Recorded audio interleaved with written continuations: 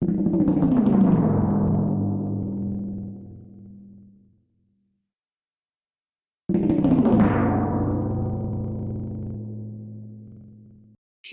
जी।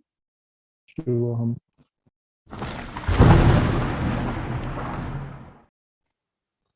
आचार्य जी, एक मुमुक्षा का थोड़ा सा मतलब ठीक से समझा नहीं है। शायद से मेरे जिस सेशन में आपने एक्सप्लेन किया था शायद से वही मिस हो गया था। लेकिन बात मतलब आपने जो स्तर वक्त बताए थे कि जो अलग अलग लेवल्स आते हैं, मतलब आप विवेक से जैसे चलने लगे तो जो विवेक वैराग्य शम दम प्रत्याहार ऊपर थी, उसके बाद I think तितिक्षा तक मैंने समझा था, लेकिन शायद से उसके बाद का मिस हो गया है, वो सिर्फ थोड़ा समझा दीजिए। ठीक है। प्रश्न समझ में आ गया सबको? वेंकटेश का प्रश्न समझ में आ गया? जी गुरुजी। अच्छा, तो मैं चाहूंगा कि कोई जवाब दे। जहां तक मैंने समझा, मुमुक्षा का मतलब होता है, और वो वैराग्य से ही आता है कि the desire to achieve mukti, that constant burning desire to go on this path and get the mukti, उसे उसे हम मुमुक्षा कह सकते हैं। और वैराग्य जैसे जैसे बढ़ता है, वो डिजायर और भी स्ट्रांग होता रहता है। अच्छा, कोई इसमें कुछ और जोड़ना चाहेगा? कोई कुछ और जोड़ना चाहेगा इसमें? मैं चाहता हूं कि आप लोग कुछ जोड़ें, अगर इसमें आपको लगता है कुछ जोड़ने लायक है। ये आपका सत्र है, पूछने का, बताने का, समझने का, समझाने का। जो आपस में ना समझ सको फिर मैं समझाऊंगा। आगे आके बोलिए उसमें। अच्छा जी, इसमें एक ये कि हमें अपने रूट तक पहुंचने की इच्छा, कि हम कहाँ से आए हैं, सेल्फ को पहचानने की। और एक और चीज जो आपने कही थी कि इसमें ये इच्छा तो हमें ही प्रकट करनी है, इसमें शायद गुरुजन ज्यादा इसमें हमें हमें अपने आप इसमें काम करना है, तब वो हम this is really in our code basically to to light the fire और the desire of mukti, moksha. और कोई कुछ जोड़ना चाहेगा? आचार्य जी, मैंने ऐसे समझा था कि क्योंकि मैं मुमुक्षा को फील नहीं कर पाती, तो मैंने जिस तरह से समझा था कि वैराग्य बढ़ाने से मुमुक्षा आएगी। तो वैराग्य जैसी चीज जैसे मैं अपने अनुभव कर पाती हूँ अभी, तो मुझे ये समझ में आया कि वो जैसे बढ़ता जाएगा तो गुरु कृपा से मुमुक्षा आएगी। तो क्योंकि वो मुमुक्षा अभी थोड़ा थियोरेटिकली समझ में आता है मुझे। वो मैं सीरियसली वो बर्निंग डिजायर जिसे झांकना कह रही हैं, वो मैं ऐसे हमेशा फील नहीं होता है। तो मुझे जो समझ में आया कि वैराग्य बढ़ेगा तो आएगी, तो उस तरह से मैंने समझा उसको। मुझे लगा कि होप है, वैराग्य तो बढ़ता हुआ प्रतीत होता है, तो धीरे धीरे शायद मुमुक्षा एक्सपीरियंस होगी। अच्छा, और कोई कुछ कहना चाहेगा? जी पंकज बोलिए। बोलने के लिए वीडियो नहीं खोला था, पर आप पूछे। So no, I actually think I don't have anything extra than what I heard, which is that looking for liberation or salvation or some experience of the eternal existence, so that this limited existence feeling goes away, that liberation, looking for that would be mumuksha. अच्छा, ठीक है। और कोई कुछ जोड़ना चाहेगा? आचार्य जी, आपने एक बताया था कि मन बुद्धि अहंकार को छोड़ने की इच्छा। अपने आप आएगी। क्यों आएगी? जैसे अल्पना का सब अच्छा चल रहा है तो उसको नहीं आ रहा। जिसका ना चले उसको आए। प्रभु की कृपा जिससे हो, गुरु की नहीं, प्रभु की कृपा हो। मुमुक्षा किसी को हो नहीं सकती। बिल्कुल सही अपना का। जब सब चीजें ठीक चल रही तो काहे की मुमुक्षा? अभी तो घुटने में दर्द भी नहीं शुरू हुआ। घुटने का दर्द शुरू हो, चलने में दिक्कत हो, है ना, खाना खाया पिया हजम ना हो, शरीर को लगे नहीं, लगे कि अब इसके लिए थोड़ा ना जीते हैं, जो मिल रहा है अभी अगर अच्छा लग रहा है तो फिर मुमुक्षा की। तो ये मुमुक्षा वाली बात तो मैंने बताई कि जो व्यक्ति अपने लक्ष्य तक पहुंचेगा, तो लक्ष्य क्या है, उसी जिस लक्ष्य पर हमारा दृष्टि होगी उसी का भेदन हो सकता है। जो लक्ष्य हमें दिखेगा ही नहीं उसका तो भेदन होगा नहीं, ये तो निश्चित होना चाहिए। तो आप लक्ष्य क्या है आपका, तो लक्ष्य कुछ तो होगा। वैराग्य आ रहा है तो एक बात कही गई कि वैराग्य आता है, वैराग्य महसूस करते हैं, वैराग्य का अनुभव हो रहा है, और इसलिए हम वैराग्य के बारे में हमें उम्मीद है कि बढ़ेगा। ऐसा भी वैराग्य हमें उम्मीद है कि बढ़ेगा। अब बढ़ेगा कैसे, अपने आप तो कुछ नहीं होता, तभी होगा जब कुछ और हो, क्योंकि हम तो कार्य कारण से चलते हैं। कोई कारण बनेगा तो वैराग्य पैदा होगा, और कारण प्रतिकूलता होती है यहाँ पर वैराग्य में, अनुकूलता वैराग्य का कारण बनती नहीं। क्योंकि कोई भी व्यक्ति ये सोच के बैठता नहीं कि जो हम आज भोग रहे हैं वो कल उपलब्ध नहीं होगा, इतना तो ध्यान भी नहीं देता, बल्कि कहता है अरे ऐसी बात क्यों करते हो, ऐसी जुबान पे क्यों लाते हो, ऐसी कल्पना भी क्यों करते हो। यानी हम अपनी कल्पना में भी दुख की नहीं करते, हम कल्पना में भी अपने जीवन में जो सत्य घटनाएं हैं, जो सही माइलस्टोन भी रहे, तो भी सब सत्य को देखना ही नहीं चाहते। जब देखना नहीं चाहेंगे तो फिर बिना देखे तो विवेक का उपयोग नहीं होगा ना। जब देखेंगे ही नहीं तो विवेक का क्या उपयोग होगा। जिन लोगों ने मिस नहीं भी किया, जिन लोगों ने पूरा सुन लिया है, तो उनको ही समझ में आ गई हो ऐसा भी नहीं। मान लो समझ में भी आ गई, झंखना जी को तो बहुत समझ में आ गई, उन्होंने तो एक नहीं दो बार ऐड किया, और प्राची ने भी कुछ बताया। लेकिन आप अपने जीवन को जरा करीब से देखें, तो क्या बिना कारण आपने कोई कार्य किया आज तक? बिना किसी कारण के कोई कार्य किया? तो मुझे तो नहीं लगता कि आप लोगों ने कोई भी बिना कारण के निर्णय लिया होगा, कोई भी।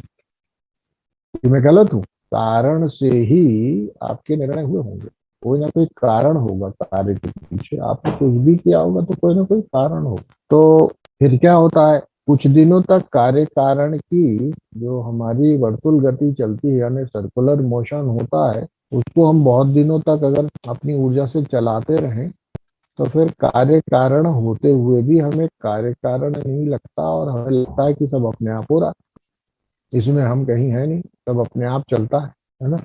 जैसे कितनी अच्छी बात है कि हम जहाँ हैं, जो जीवन जी रहे हैं, उस जीवन को हमने ऐसा मान लिया है कि यही हमारा फ्रेमवर्क है।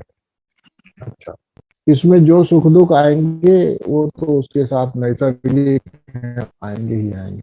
तब हम ये भूल जाते हैं कि ये जीवन भी हमने चुना है, इसमें जो सुख आए और दुख आए इसमें भी हमारा चुनाव मूल में है।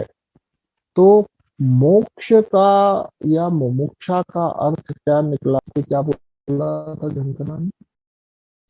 यही कि बस मोक्ष की इच्छा प्रकट करके उसको keep it as a burning fire.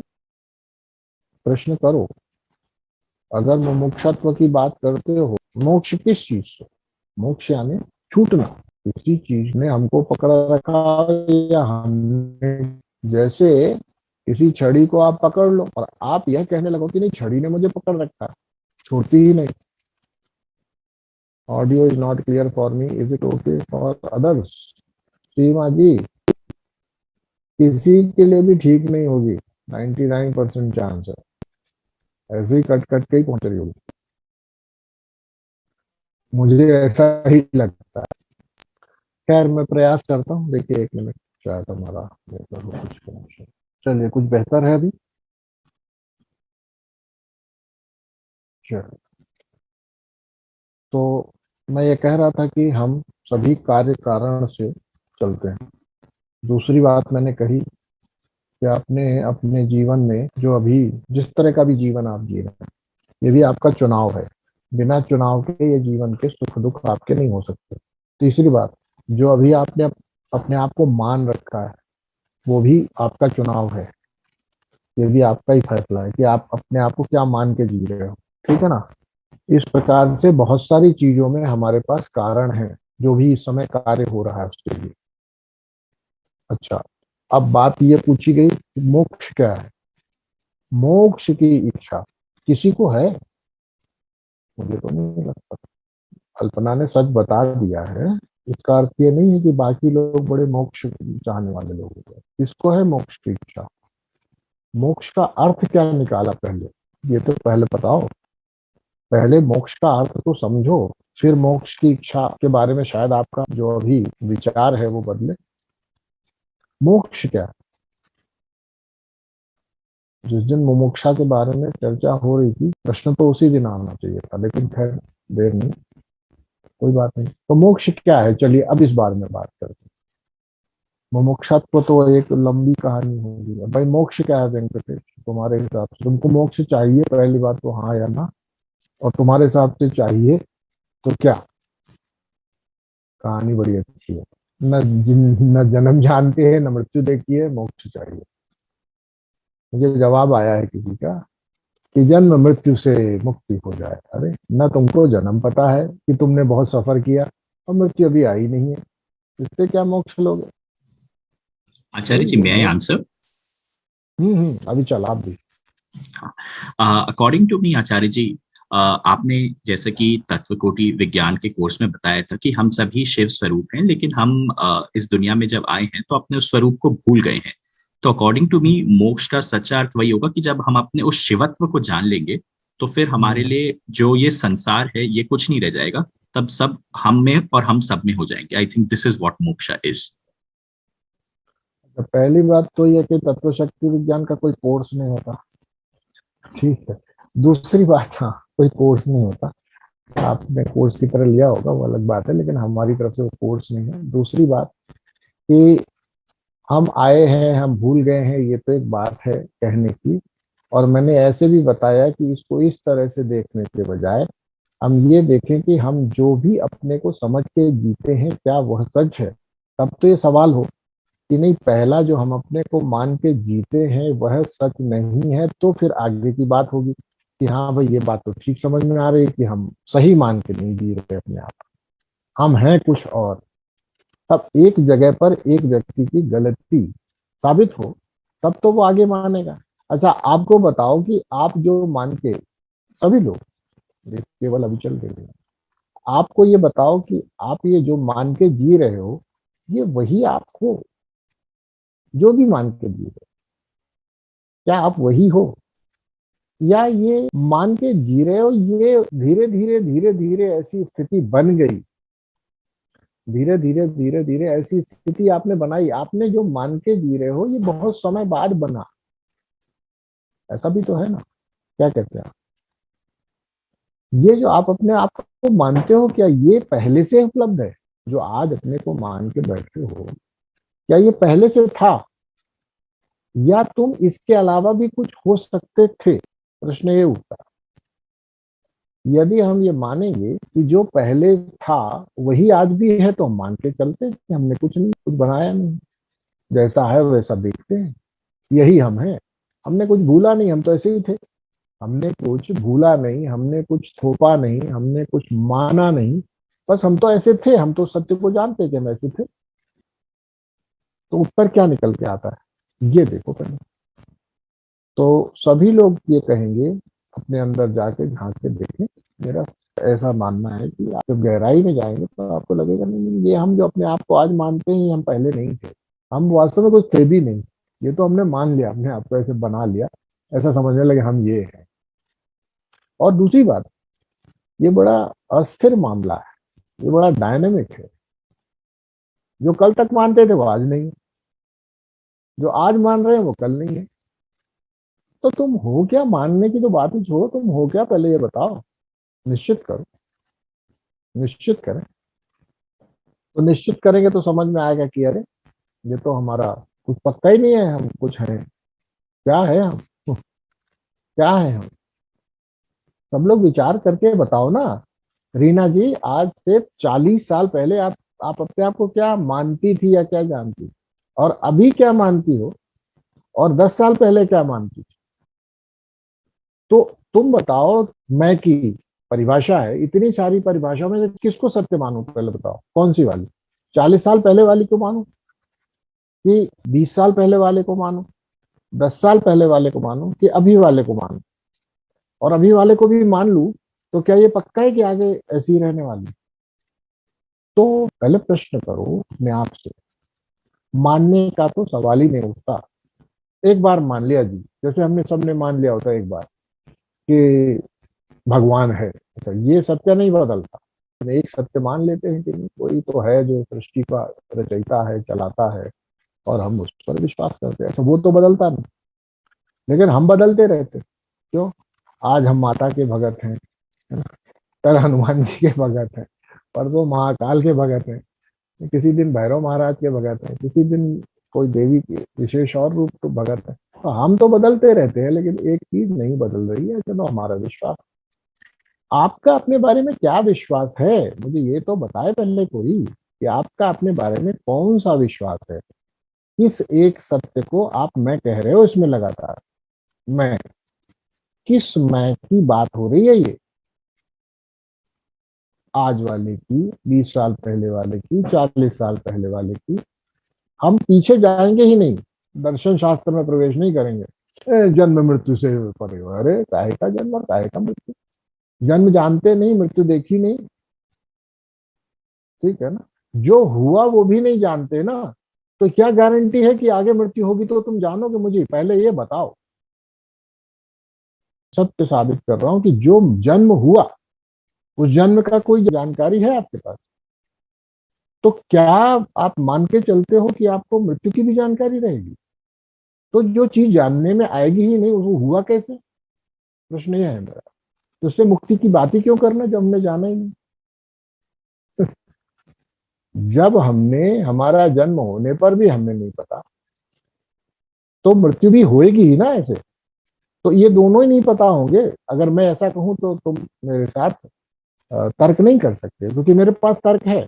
तुम्हारा जन्म हुआ तुम्हें नहीं मालूम, तो मेरा कहना है कि ये दोनों चीजें होती नहीं। अगर जन्म होता तो मालूम पड़ता ना। पहले तो ये बताओ ना, जो चीज होती है वो मालूम पड़ती है कि नहीं, जानने में आती है कि नहीं? तो जन्म हुआ ही नहीं तो कैसे पता चले? मैं तो इस तरह से कहता हूँ। तो इससे मुक्ति की तो बात ही नहीं कर सकते, तो जो हमारी जानकारी में जब तक आए नहीं तब तक उससे मुक्ति की बात करना व्यर्थ है। ये तो नहीं हो सकता, मेरे देखे तो नहीं हो सकता। जन्म मृत्यु से पार हो जाना कहानी है, कहानी अनुभव में है ही नहीं, तो क्या कि पार हो जाना, पार ही हो। जन्म के पार ही हो। और मैं तो गारंटी ले रहा हूँ कि मृत्यु के भी पार ही हो। मर के देख लो, चाहे जन्म के तो देख लिया, जन्म के तो पार हो, मृत्यु के भी पार हो जाओगे। मृत्यु भी नहीं रहेगी, जन्म भी नहीं था। तो इन दोनों की बात नहीं करते, अब बात करते हैं मोक्ष क्या है। चलो भाई, और कोई बता। सो आचार्य जी, या नहीं, मेरे को, मैं ये सोच रही हूँ आचार्य जी कि हम यहाँ क्यों बैठते हैं, मतलब क्यों आती हूँ मैं यहाँ पे। तो जो भी नया एक्सपीरियंस होता है अभी लाइफ में, जो समझ में आता है, तो एक इच्छा तो ये है कि जितनी भी सेल्फ डेफिनेशंस हैं, जो अपनी ओढ़ी हुई सेल्फ डेफिनेशंस हैं, उनको कंटिन्यूअसली ड्रॉप करने की और उस स्टेट में रहने की इच्छा तो है। के पीछे भी तो कारण होंगे ना, क्यों क्यों है, सवाल ये है। कार्य कारण के क्षेत्र में इसके पीछे का क्या कारण है? आप हमारी सेल्फ डेफिनेशन हम छोड़ना चाहते हैं, क्यों? सवाल है। क्योंकि वो अभी रियल नहीं लगती। रियल नहीं लगने से छोड़ना चाहते हो? ऐसे तो बहुत सारी चीजें रियल नहीं लगती, हम उससे कोई दूरी भी नहीं बनाते और ना उसके बारे में कोई कंटेंट करते। हमारा कोई कंटेंशन है कि नहीं नहीं मिराज वाटर दिखना नहीं चाहिए? हमारा कंटेंशन है कि आकाश नीला है, दिखना नहीं चाहिए? होती नहीं, दिखती है, क्या फर्क पड़ता है? क्योंकि उन्हीं के कारण सुख और दुख चलते रहते। ये बात ठीक है। ये सच लगती है नहीं लगती, इससे कुछ फर्क नहीं पड़ता। देखो, ये गलत फहमी में मत रहना। सच लगे या ना लगे, हमको लेना देना नहीं है, तो लगे, क्या फर्क पड़ता है? मिराज वाटर्स दिखते हैं, होते नहीं, हमको कोई समस्या नहीं। आसमान नीला नहीं होता, दिखता है, कोई समस्या नहीं। दिखे क्या फर्क पड़ता है ना? तो इसलिए कोई चीज छोड़ रहे हैं कि सत्य नहीं दिखाई पड़ती, तो ये गलत है। अब अपने मतलब की बात करो, अपने मतलब की बात आप करिए। हाँ ठीक है, इसी से सुख दुख मिलता है। अच्छा, तो ये बताओ, सुख दुख मिलता है, इसमें से क्या दुख निवृत्ति चाहती हो या सुख भी निवृत्ति चाहती हो? उसके पीछे भी अभी समझ में आता है आचार्य जी, बिकॉज जो सुख लगता है वो हमेशा नहीं चलता, और उसके जो सुख के कारण है वो भी अभी समझ में आते हैं कि वो दुख के कारण भी थे कभी। सुख ही दुख का कारण बनेगा, इसमें तुमको अभी निश्चित बुद्धि नहीं। हाँ सुख की जितनी आकांक्षाएं थी उसने आपको दुख ही दिया, इसके बारे में कोई निश्चितता हुई या नहीं हुई? हाँ बिल्कुल हुई। हो गया, चलो। या एक बात तो निश्चित सभी की है कि नहीं, कहते ना एक पेज पे आ जाओ, एक प्लेटफॉर्म पे, एक धरातल पर खड़े हो जाओ, तो बात करें। हाँ मनोज जी, सुख की आकांक्षा ही दुख का कारण होती है, सब लोग एग्री करते हैं? सब लोग एग्री यस करते हैं? आचार्य जी। अच्छा चलो भाई, बहुत बढ़िया। तो अब, अच्छा, सुख की आकांक्षा ही सुख की आकांक्षा ही दुख का कारण बनती, सब लोग पक्के हो गए हो एकदम? Acharya ji, see, if you are in some difficulties, no, like earthquakes and some terrorist activities, that time we are sad actually, right? So it's like a lack of peace. फिर आगे? Yeah, it's a difficult situation that one. नहीं So नहीं, हम तो कुछ distance, हम सब discuss करने के लिए तैयार हैं, हम सब डिस्कस करने के लिए तैयार है। ऐसा कुछ नहीं है, कोई भी यहाँ पे कोई विषय ऐसा नहीं है जिसको आप यहाँ पे लाओ और मैं कहूँ नहीं नहीं भाई ये तो इसके बाहर है। कुछ बाहर का नहीं है, जीवन जैसा है वैसा ही देखेंगे। ठीक है, चलो देखो, देखो, किसी चीज की कमी लगती है, ऐसा सवाल उठाया आपने। कमी लगती है, दुखी हो जाते हैं। अच्छा, किस चीज की कमी लग रही है बताना? कमी किस चीज की लग रही है बताना? देखो मैं बताता हूँ, कमी उसी चीज की लग रही है जो तुम्हें कभी प्राप्त था और तुम्हारी इच्छा थी कि अब ये प्राप्त ही रहे। ऐसा हो सकता है जो तुमने बड़ी मेहनत लगा के इच्छा करके प्राप्त किया हो और फिर अब वो जा रहा हो, उससे भी दुख हो सकता है। सभी लोग विचार करो, मैं हो सकता मैं गलत हूँ, मैं अपने आप को हमेशा सही नहीं मानता, मैं आप लोगों का बॉस नहीं हूँ, इसलिए I can not be always right. तो विचार करके बताओ, इसमें सब लोग सहमत हैं इसमें कि कमी भी तो हमारे इच्छाओं से ही लग रही है ना? अच्छा चलो, मैं उदाहरण देता हूँ। ये बहुत अच्छी चाइनीज कहावत है, सुनाई पड़ रहा है ना सबको? चाइना की एक बहुत अच्छी कहावत। एक व्यक्ति दुखी था कि मेरे पैर में जूते नहीं है, ठीक है, और बहुत दुखी था। कहता है और मैं सुखी हो गया जब मैंने देखा कुछ समय के पश्चात कि एक व्यक्ति ऐसा है जिसके पैर ही नहीं। मेरी बात समझ में आई? कुछ आई या नहीं आई? तो ये तो तुम्हारी सिर्फ व्यक्तिगत एक खांचे में बसी हुई सोच है जो तुमको कहती है कि दुखी हो। तुमको परिस्थिति ऐसी दिखा दूं तो तुमको इसी इसी परिस्थिति में सुख भी लगने लगे। तो ये सुख दुख नहीं है। सुख दुख ऐसे नहीं होता, किसी परिस्थितिवश नहीं होता। सुख दुख हमारी इच्छाओं के बदौलत ही होता है। कमी हमको तभी लगती है जब हमारी इच्छा होती है। जैसे जूता नहीं पैर में तो कमी लग रही है, पैर में कंकड़ गड़ रहे हैं, चलने में कमी लग रही है। अरे भाई, जिस दिन किसी को देखा कि अरे इसके तो पैर ही नहीं है, तब कैसा लगेगा बताओ? कंकड़ बर्दाश्त होंगे कि जूता चाहिए, या पैर नहीं हो तो चलेगा? बोलो। तो आपको कहोगे नहीं नहीं मैं तो, अच्छा तभी ना, जब दोनों के प्रति आप जागरूक रहो, सोए सोए जीने से थोड़ा ना होता। तो ठीक है, ये बात तो समझ में आई। तो एक चीज समझने का है कि मोक्ष का अर्थ यहाँ पर, मुमुक्षा का अर्थ कोई जीवन मृत्यु से ये सबसे सब छुटकारा हो ही नहीं सकता, क्योंकि वो तो हमारे अनुभव में ही नहीं है, समझना। इसीलिए मोक्ष एक पुरुषार्थ है जो किया जा सकता है अपने अपने बुद्धि विवेक आदि से। देखो, पूरा जो बताया गया था इसमें बुद्धि विवेक वैराग्य तप वगैरह जो भी कुछ बताया गया, आप देख रहे हैं ना, समझ में आ रही बात। कोई चीज ऐसी है जो परमात्मा के भरोसे वाली थी, या सब कुछ अपने भरोसे वाला था? भगवान करे तो हो, ऐसा करने वाला कुछ था, या सब अपने करने वाली चीजें थी? बताओ बताओ, सब अपने करने वाली चीजें हैं उसमें, है ना। अधिकार चतुष्टय में जो भी कुछ बताया गया उसमें आपको सब चीज अपने करने वाली है, कोई भगवान के भरोसे होने वाली चीज थी ही नहीं उसमें। सत्य है ना। विवेक अपना है, वैराग्य अपने से ही होगा, विवेक से जीने से होगा, वगैरह वगैरह, सब लिस्ट बनाते चलो। तो जो ये मुमुक्षा है, ये क्या है? ये कोई और करेगा? हम ही करेंगे। अच्छा जी, पर किस चीज से? किस चीज से मुक्त? पहले कुछ समझो तो ऐसा कि जिस चीज से मुक्त होना चाहते हो। अगर तुम किसी चीज को अभी तक आइडेंटिफाई नहीं कर पाए, पहचान नहीं पाए, तुम्हारे दृष्टि में ही नहीं आ पाई, समझना इस बात को, तुम्हारी दृष्टि में वह चीज आई ही नहीं, आई नहीं। और तुम कह रहे हो, जैसे किसी से पूछो कि भाई तुम किधर जा रहे हो, तो बोला बाबूजी हम तो बंबई जा रहे हैं, बगल में बैठे एक दूसरे से बात कर रहे हैं, बाबूजी हम तो बंबई जा रहे हैं। बोले बंबई जा रहे हैं? बोले हाँ,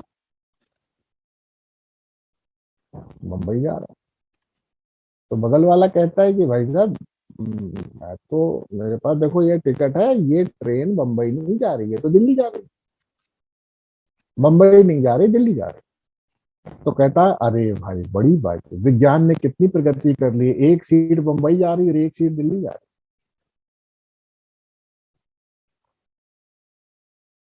अगर ऐसी बुद्धि होगी ना, तो किसी भी ट्रेन में सेट हो जाओगे, कहोगे हाँ ये जा रही है, ठीक है कि नहीं? अर्थ क्या निकला?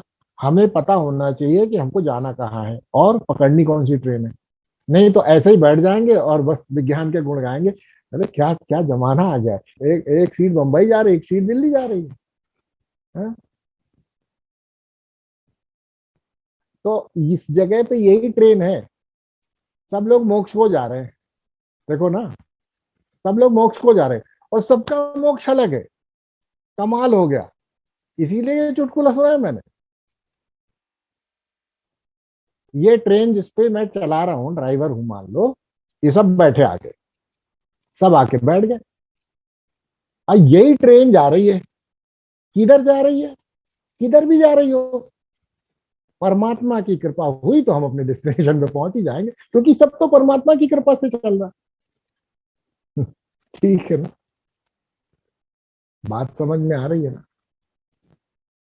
आपको पता है कि आपका मोक्ष क्या है,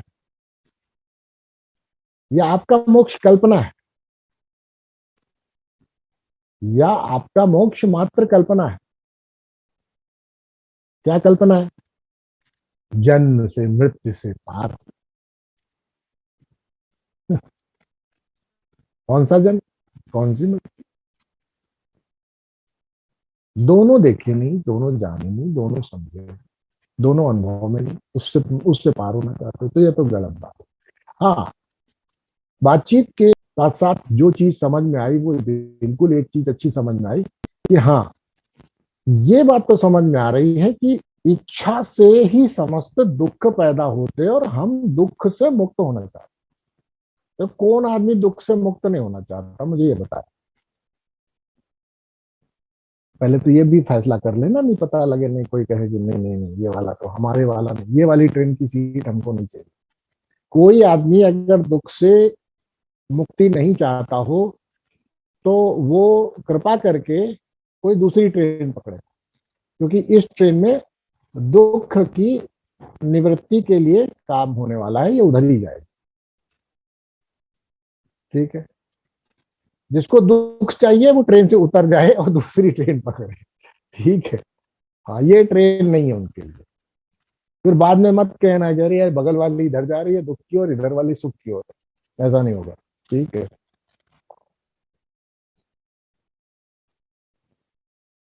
तो ये बात तो ठीक हुई, ये बात तो ठीक हुई कि हमें दुख से निवृत्ति चाहिए, और आप लोग सब इतने समझदार हो गए, मुझे उम्मीद नहीं थी। लेकिन सब ने अपने हाथ खड़े किए। भाई जिनको इन लोगों ने नहीं किए, पंकज जी को नहीं देख पा रहा हूँ, आशीष को नहीं देख पा रहा हूँ, शंकरना जी को नहीं देख पा रहा हूँ, पता नहीं, हो सकता है इन लोगों ने हाथ ना खड़े किए, वो बाद में कह दे कि नहीं हमको तो नहीं चाहिए मुक्ति, मुक्ति ये वाली मुक्ति दुख से नहीं चाहिए। तो ये लोग बाद में पता लगा हमारे खिलाफ आरोप लगा दे कि नहीं आचार्य जी हमने तो नहीं कहा था, आपने गलत गलत रास्ते पे, फिर हमको बिठाए भी रखे ट्रेन में। हम्म। और समझदारी ये हो गई कि सबने हाथ खड़े किए कि हाँ ये बात सच है कि इच्छा से ही दुख होता है, सुख की इच्छा ने ही दुख का रास्ता खोला। सब लोग इतने समझदार हो गए, मैं सच बताऊं मैं आज अपने आप को धन्य समझता हूं। जंकना जी ये ठीक है कि नहीं, आपने अभी नहीं बोला। हाँ टोटली एग्री गुरुजी। हाँ टोटली एग्री, ठीक है मैंने ठीक अपने है। आप हाथ ऊपर किए थे पर हाँ आप अंधेरे में हो, हमें अंधेरे में मत रखो। ठीक है, ठीक है ना, आप अंधेरे में रहो, हमें अंधेरे में मत रखो। और जहां भी बैठना बाद में अपने आप को अंधेरे में मत रखना।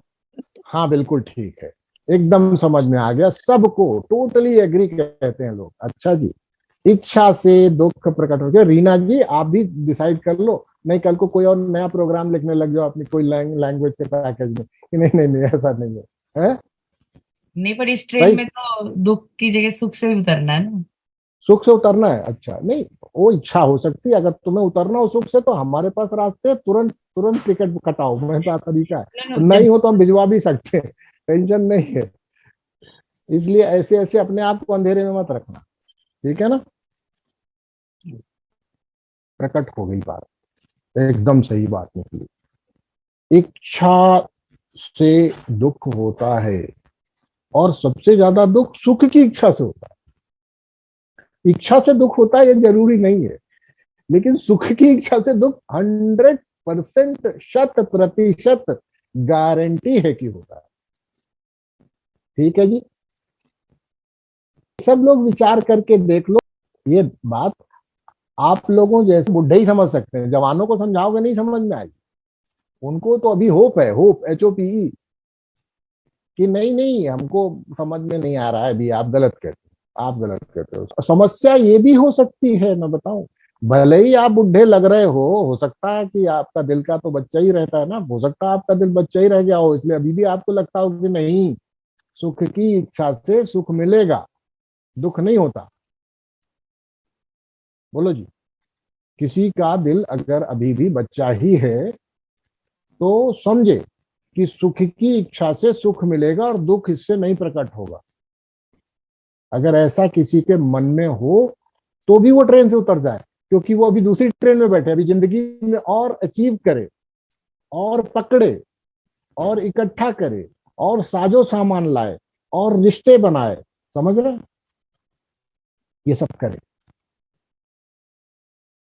सच बात है, इसमें कोई रुकावट नहीं है। और इसीलिए हमारे यहाँ मोक्ष वोक्ष के लिए क्या कहा गया है, संन्यास लेना मोक्ष है। समझना इस बात को, संन्यास मोक्ष के लिए आश्रम है।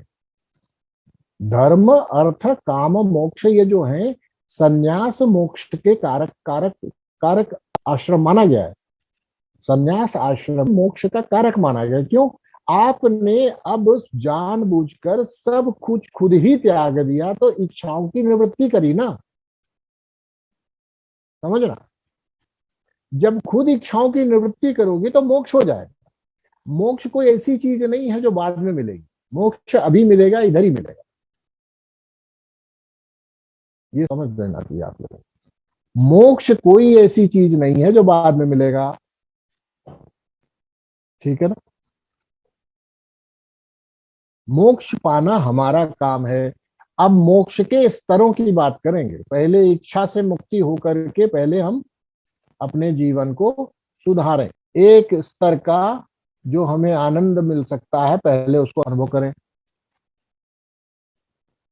पहले इच्छा के साथ वाला आनंद देख लिया। इच्छा के साथ वाला भी तो आनंद होता है, ऐसा तो नहीं है। इच्छा के साथ वाला सुख देख लिया, देख लिया ना सबने। अब बिना इच्छा के साथ वाला भी एक बार देखो, तो शुरुआत में नहीं अच्छी लगेगी। शुरुआत में ये जो आपकी शैली है ये आपको अच्छी नहीं लगेगी, इच्छा के बिना वाला आनंद वाली शुरुआत पे नहीं अच्छी लगी। अच्छा ये बताओ, शुरुआत तो किसी भी चीज की अच्छी नहीं लगी होगी आप, सिवाय तब के जब आपको अपना ही होश ना हो। तभी अच्छा लग सकता है जब अपना ही होश ना हो, तब आपको ही पता ना हो कि आपके पांव जमीन पर पड़ रहे हैं कि आसमान पे। तभी शुरुआत अच्छी लग सकती है, अन्यथा तो नहीं लग सकती। जैसे जैसे जमीन पैर में महसूस होना शुरू होती है तो समझ में आता गलत चल गए। अभी तक तो गाते रहे, आजकल पांव जमीन पर नहीं पड़ते मेरे, और जमीन पर जैसे पड़े महसूस हुए जमीन पे ही चल रहे थे। इतने दिनों तक हम ख्वाब देख रहे थे, तब समझ में आया गड़बड़ हो गई, गड़बड़ हो गई। ठीक है, शुरुआत तो से वो शुरुआत होती है ना जब वस्तु स्थिति से आदमी परिचित हो, अपने किसी अंधेरे में ना हो, अपनी समस्त इंद्रियों को जागृत करके जीवन जी रहा हो। तो शुरुआत करेंगे तो आपको कष्ट ही होगा। वास्तविकता तो ये है कि उसी दिन आंख खुलती है जब ये सोचते हैं कि हाँ चलो भाई, ये हम लोग गलत रास्ते पे जा रहे थे, अभी ठीक ठीक चलते हैं जैसे चलना चाहिए। जैसे ही विचार बनेगा कि अब ठीक ठीक चलना चाहिए, तब समझ में आएगा चलना कठिन है। शुरुआत तो कभी भी अच्छी नहीं लगती यार, तो ये भी अच्छी नहीं लगेगी। देखो ये भी अच्छी नहीं लगेगी,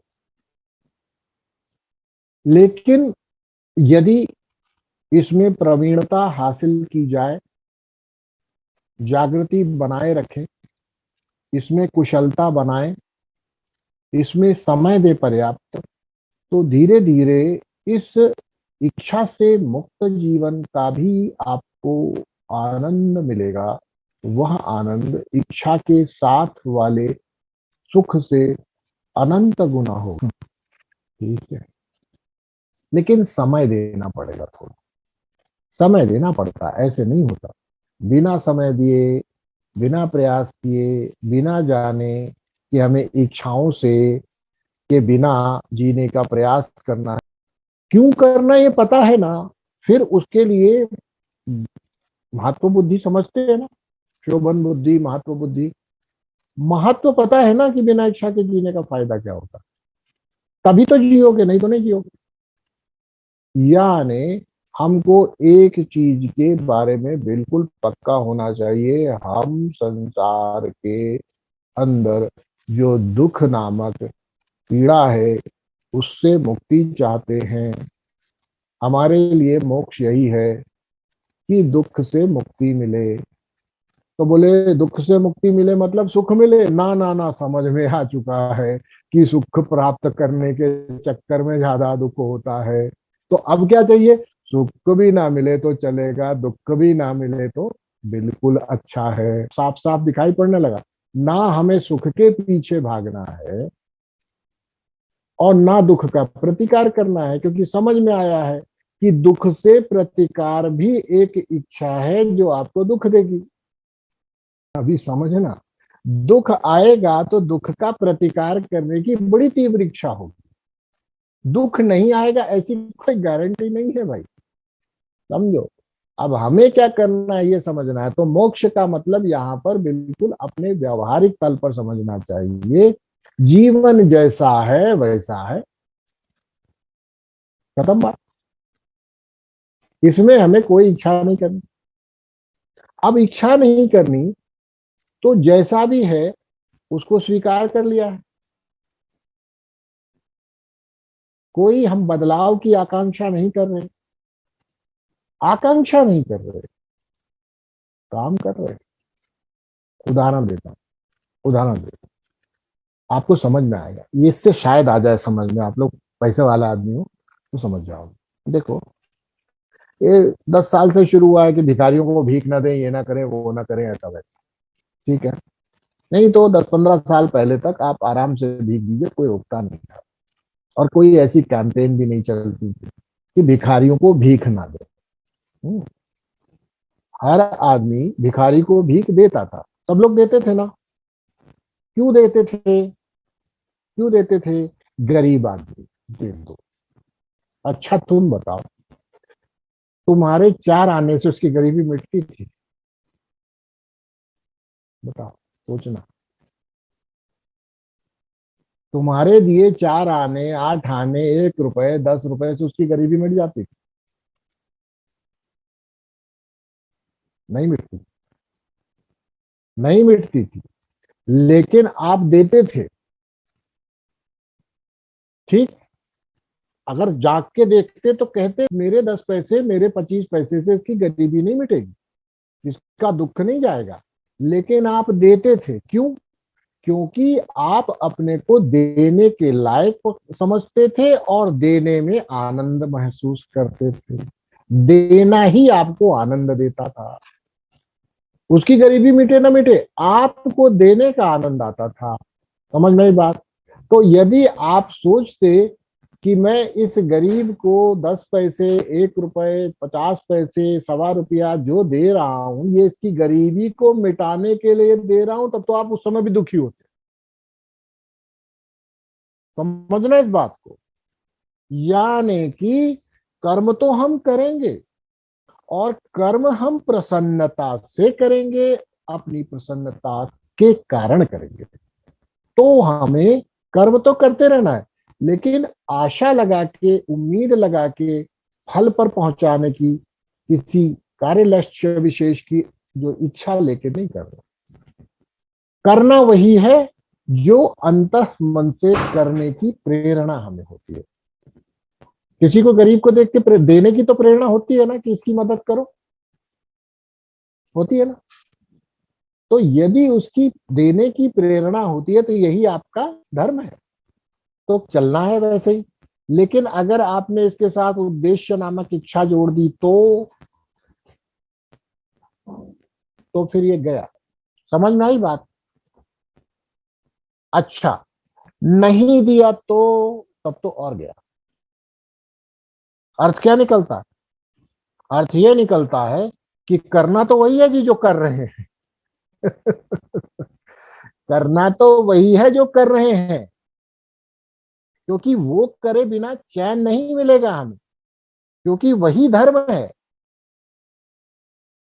वही धर्म है कि हम मनुष्य के लिए, मनुष्यता के लिए, प्राणियों के लिए अपनी क्षमता भर अच्छे से अच्छा प्रयास करें।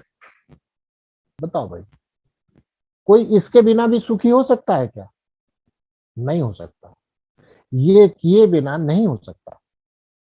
ये अलग बात है कि वो उसके लिए काम करने वाले प्राणियों में हो सकता है 4 ही 5 हो, लेकिन प्राणी जरूर होंगे। वसुधैव कुटुंबकम ना हो, सभी प्राणियों, सभी जीवों के प्रति ऐसा भाव ना हो, लेकिन इस भाव के बिना कोई नहीं जी सकता है कि नहीं? बोलो, विचार करके गहराई में बजाओ और फिर बोलो। ऐसे मत बोलो, ऐसे मत अपनी अपनी गर्दन हिलाओ कि हाँ हाँ हाँ सही है। बोलो, देखो, और पहले गहराई में जाके देखो, क्या तुम अपने जीवन में दूसरों को सुखी करने की चेष्टा, कर्म आदि किए बिना अपने आप को कृतकृत्यता में पा सकते हो? जवाब है ना। जवाब है ना। सबका, किसी का हाँ है तो बताओ। नहीं, मैं जानना चाहूंगा कि हो सकता है कोई बहुत वैराग्यवान व्यक्ति हो, इसमें बैठा हो, मैं उसके बारे में, उसके तल पर आके बोल ना पा रहा हूँ। हाँ? ये करोगे जरूर, चाहे इसके लिए चुनाव एक व्यक्ति का कर लो, चाहे 4 व्यक्तियों का कर लो, चाहे 40 का कर लो, ये आपकी प्रवृत्ति ये किए बिना आपको चैन से बैठने नहीं देगी, क्योंकि यही मनुष्य का धर्म है, सत्य है। लेकिन तुम्हारे धर्म के पालन से किसी विशेष लक्ष्य की प्राप्ति हो जाएगी, ऐसी आशा के साथ किया गया कर्म आपको इस कर्तव्य के पूर्ति से उपजे हुए संतोष एवं सुख से वंचित करके दुख की गर्तों में धकेल देगा। मैं अपने लड़के को पढ़ाऊंगा, पढ़ाना धर्म है, पढ़ाओ, पढ़ाना सही बात है, पढ़ाओ। मैं अपने लड़के को बड़ा आदमी बनाऊंगा, ये गलत बात है। बड़ा बनना न बनना उसके अपने ऊपर है, सही है या गलत? तो क्या करना है, ये करना है, और इसमें किसी इच्छा की जरूरत नहीं है, तो करना ही है। देखो, क्या इसमें इच्छा की जरूरत होती है? नहीं भाई, ये तो धर्म है, ये तो हमको पता है, बिना बताए पता है। किसी ने आपको क्लासेस दी थी कि भाई देखो, बैठो इस क्लास में, देखो तुमको अपने लड़के बच्चों को पढ़ाना चाहिए, किसी ने क्लास में सिखाया था? अपने लड़के बच्चों का भला करने की प्रयास करते रहना चाहिए, उनको सही संस्कार देने की प्रयास करने चाहिए, किसी ने सिखाया था आपको? और यदि सिखाया भी था तो कुछ गलत नहीं किया था, वो सीखने के बाद आपको लगा हाँ हाँ यही करना, तो सही है कि नहीं? यदि सिखाया भी था तो कोई गलत नहीं, क्योंकि यही करना था। यदि उल्टा सिखाया होता तो गलत था, क्योंकि वो तुम्हारे धर्म के विरुद्ध हो जाता। धर्म यानी तुम जिसके बिना रह ही नहीं सकते, जिसको किए बिना तुम रह नहीं सकते। तो अर्थ क्या निकला? करेंगे सब वही जो करना है, अब इच्छा नहीं करनी जी। ये है मुमुक्षुता, कि मेरे मन से इस प्रकार की इच्छाओं का, अपेक्षाओं का बोझ निकल जाए, यही मुमुक्षुता की पहली सीढ़ी है। मैं अपने अभीष्ट लक्ष्य की प्राप्ति के लिए संसार में कुछ नहीं करता, बल्कि इसलिए करता हूं कि ये करना चाहिए, बात खत्म। और यह करने से मुझे अच्छा लगता है। समझ में आई? तो आपका मोक्ष क्या हुआ? आपकी मुमुक्षा क्या हुई? जो भी कर्म किया जा रहा है, उन कर्मों के पीछे हमारी जो इच्छाएं हैं उनको समाप्त कर देना, और विवेक के साथ। क्यों? क्योंकि यदि हमने अपने बच्चे को पढ़ाया, पढ़ाना हमारा धर्म है, हमको अच्छा लगता है और हमें करना चाहिए। दूसरी बात, हमें बड़ा आदमी बनाना और नहीं बड़ा बना तो बोलो, तो दुख हो गया ना? क्यों? तो इस प्रकार से इच्छा कम से कम जिए, कम से कम इच्छाओं में जिए के लिए हमें मालूम है क्या, अगर विवेक वैराग्य स्वयं का जागृत न हो पाए तो फिर आदमी को सीख लेना चाहिए कि धर्म क्या है, उसी हिसाब से कर लेंगे। बात समझ में आई? कई बार ऐसा हो सकता है कि आप उसमें संदेह में आ जाए कि ये करना चाहिए कि नहीं करना चाहिए, तो पूछ लो किसी विद्वान से, किसी ऐसे व्यक्ति से जो आपको सही बता सके, किसी ऐसे धर्माधिकारी से जो धर्म आपको समझा दे। इसलिए धर्म की व्यवस्था की गई। धर्म की व्यवस्था से मोक्ष बहुत आसान है, इसीलिए धर्म पहली सीढ़ी है और मोक्ष आखिरी। पहले यही सिखाया जाता है कि धर्म ये है, इस धर्म से चलो, फिर इस धर्म से चला के अर्थ लाओ, फिर अर्थ लाके कौन सी कामनाओं की पूर्ति करनी, अरे वही जो धर्म के साथ जुड़ी हुई है, बस। और ऐसे जीवन जीने से अंत में आपको मोक्ष बिल्कुल स्वाभाविक है। मोक्ष कुछ पाना नहीं पड़ेगा, अलग से नहीं लाना पड़ता। ये मोक्ष किससे मिला आपको? आपके इच्छाओं के बोझ से। इससे दूसरा फायदा क्या हुआ? जीवन से कष्ट तो नहीं गए लेकिन दुख गया। देखो दोनों बहुत अंतर है। कष्ट तो नहीं गए लेकिन दुख गया। कष्ट आके चला जाता है, दुख निश्चित हो जाता है और लगातार भी रह सकता है। ये दोनों में अंतर है। कष्ट की गारंटी है कि आज है तो कल चला जाएगा, लेकिन दुख के साथ कोई गारंटी नहीं। ये दोनों में अंतर है। ये बहुत जरूरी बात समझना। कष्ट और दुख में अंतर समझ लो। कष्ट आके चला जाएगा, पर दुख आया तो गारंटी नहीं है, निश्चित नहीं है कि चला जाएगा। हो सकता है उस बात का दुख आपको हमेशा बना रहे,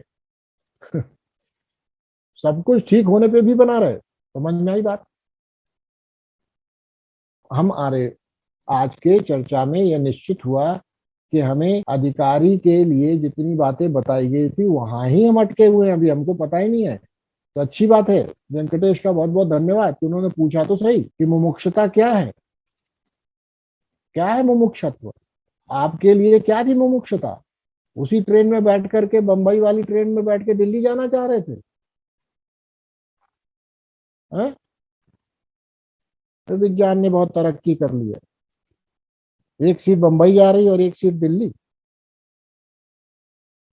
अपने आप को ऐसा ना करें, और इसलिए वैसा करें जो करने में प्रसन्नता होती हो, मिलती हो नहीं। देखो दोनों में बहुत अंतर है।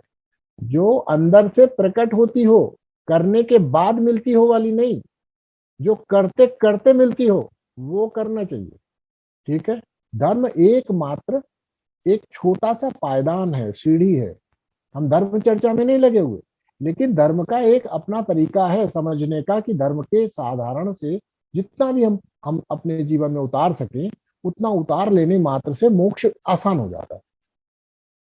ये जरूरी नहीं है कि 100% आप धर्म उतार पाओ, ये भी पक्का है, लेकिन जितना उतर जाए उतना अच्छा है। निश्चित हो गई बात।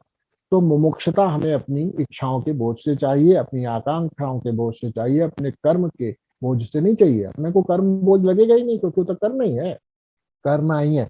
तो give your self zero choice. Zero choice का मतलब है जब आपको कोई चॉइस ही नहीं होगी तो दुख कैसे होगा बताओ?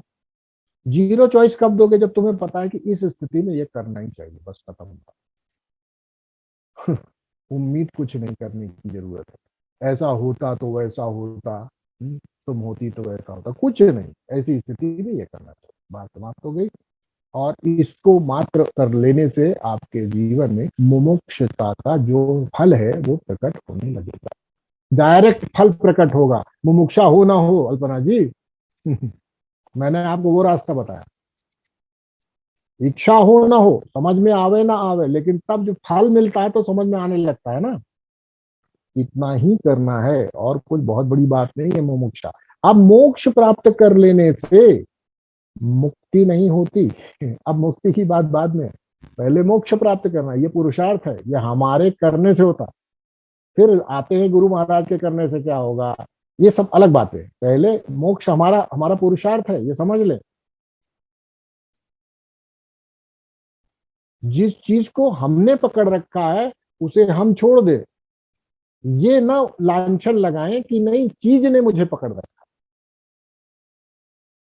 इतना विवेक जागृत करके, जैसे छड़ी को हमने पकड़ रखा हो और हम कहें छड़ी हमें छोड़ती नहीं, तो अगला कहेगा कि छोड़ सकते हो, तो छोड़ती ही नहीं। तो आपको क्या करना पड़ेगा? विवेक लगाना पड़ेगा। पकड़ा किसी है ही नहीं, हम ही ने पकड़ा हुआ, छोड़ दो। ठीक है कि? तो ये जो छोड़ सकने की व्यवस्था है, इस पर विवेक लगाना पड़ता है। यही विवेक है। क्या हमने पकड़ रखा है, आकांक्षाओं के साथ क्या जोड़ रखा है, बस इतना। आज के लिए इतना ही। अगली बार जब मिलेंगे तब स्पंद कारिका के अगले सूत्र पर चर्चा करेंगे। शिव।